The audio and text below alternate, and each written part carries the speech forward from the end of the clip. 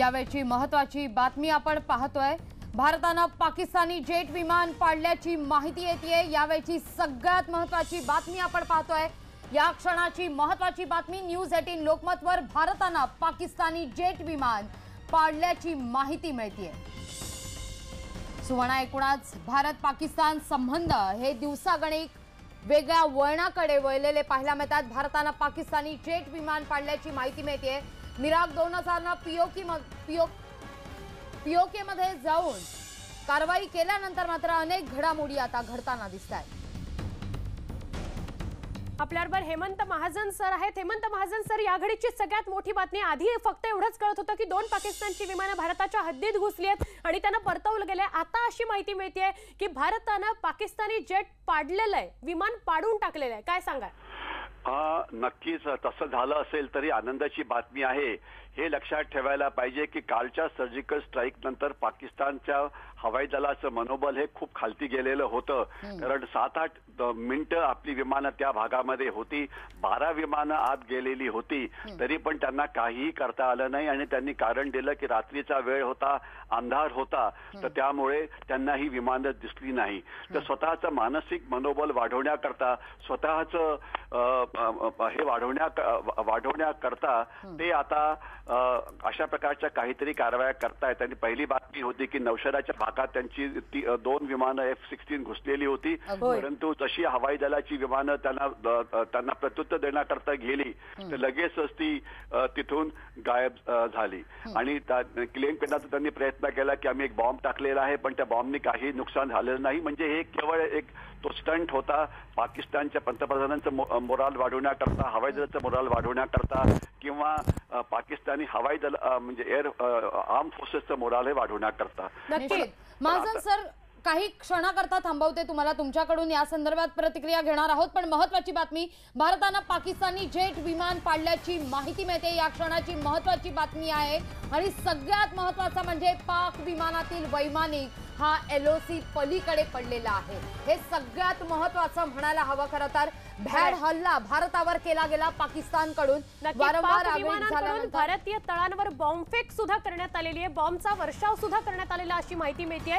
एकामागून एक अनेक महत्त्वाच्या घडामोडी मागच्या काही सेकंदांमध्ये, मिनिटांमध्ये घडलेल्या बघायला मिळतात। आधी असं कळत होतं की फक्त पाकिस्तानची 2 विमानं भारताच्या हद्दीत आली आहेत, पण आता असं कळतंय की भारताने पाकिस्तानी जेट विमान पाडलेलं आहे, वैमानिक हा LOC पलीकडे पडलेला आहे, पण बॉम्ब वर्षाव सुद्धा झालेला आहे पाकच्या विमानांकडून। निश्चित महाजन सर, एकूणच पाकिस्तानचा हा भ्याड हल्ला भारताने मात्र परतवून लावला।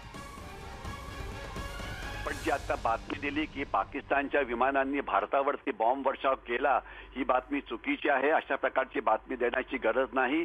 त्यांनी एक बॉम्ब टाकण्याचा प्रयत्न केला असावा अशी बातमी आहे, परंतु अजून कुठेही नुकसान झाल्याची बातमी समोर आलेली नाहीये। त्यांची विमानं केवळ काही क्षणाकरता भारतीय हद्दीमध्ये घुसलेली होती आणि त्यानंतर ती पळून गेलेली आहे।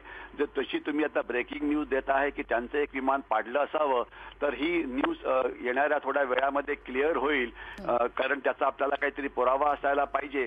परंतु एवढं नक्की की आता भारतीय हवाई दल हे तयारी हालतात असल्यामुळे जर पाकिस्तानची विमानं आपल्या हद्दीत घुसली तर नक्कीच त्यांना आपली विमानं जाऊन प्रत्युत्तर देतील आणि त्यांना पाडण्याचा प्रयत्न करतील।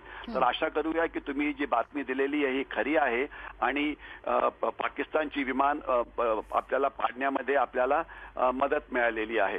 परंतु मला वाटतं जास्त महत्त्वाचं याच्याहून जास्त असं आहे की अशा प्रकारची उत्तरं आणि प्रत्युत्तरं ही चालू राहणार आहे आणि त्याकरता आपल्याला थोडंसं सदैव राहणार आहे। एक ज्याचा संबंध थोडा महाराष्ट्राशी येतो तो म्हणजे आपल्याला 720 किलोमीटरचा समुद्र किनारा आहे। काल परवा बातमी होती की दहशतवादी हल्ला समुद्राच्या बाजूनी होऊ शकतो, तर म्हणून ती क्षमता पाकिस्तानची अर्थात कमी आहे। बॉम्ब एखाद्या शहरामध्ये बॉम्बस्फोट होऊ शकतो, तर ती शक्यता जास्त आहे। म्हणून घाबरून जायचं नागरिकांनी कारण नाही, परंतु प्रत्येक नागरिकांनी कान आणि डोळे उघडे ठेवून आपापल्या भागाला सुरक्षित करण्याची गरज आहे.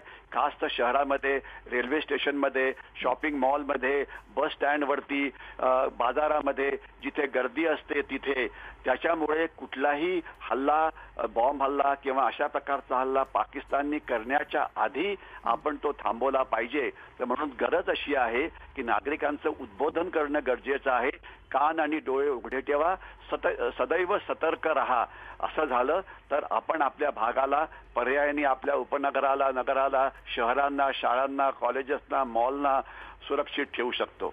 तर सध्या सगळ्यांनी सैनिक आणि गुप्तहेर बांधण्याची गरज आहे आणि कान आणि डोळे उघडे ठेवण्याची गरज आहे. निश्चित महाजनजी, तुम्ही अत्यंत महत्त्वाचं, खरं तर महाजन सर तुम्ही महत्त्वाचं सांगितलेलं आहे. पण सगळ्यात महत्त्वाचं, एकीकडे या सगळ्या परिस्थितीवर बैठक आयोजित करायची, संसदेमध्ये चर्चा करायची आणि चर्चा झाल्यानंतर निर्णय घ्यायचा, असं इम्रान खान यांचं एकूणच वागणूक आपल्याला पाहायला मिळते.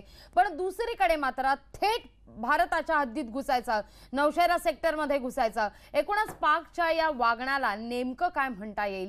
कारण पाक अत्यंत गोंधळल्याचं पाहायला मिळते. आपण काय करतोय, काय करायचंय याचं भानच नाहीये.